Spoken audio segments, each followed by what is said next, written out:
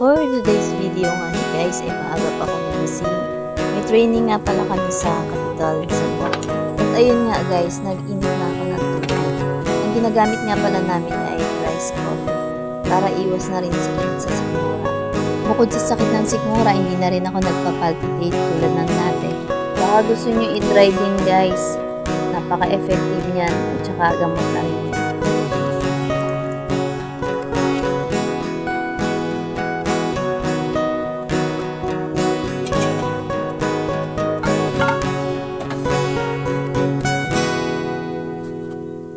At ayun nga, kailangan din ng sugar pero dapat kaunti lang para less na rin sa sugar at hindi magkaroon ng diabetes.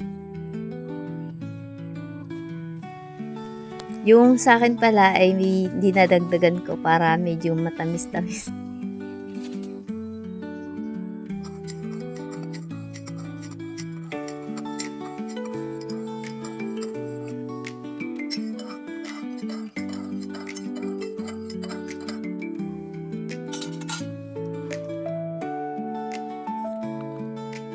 So, ayun nga, nakapagtimpla na ako, kaya kailangan mo nang mag-relax at umupo. So, ayan, excited na rin ako na magpunta sa training namin. Yan ay 2 days training for gradings namin. Requirements namin yun for sa isang subject namin. Tara, kapit tayo.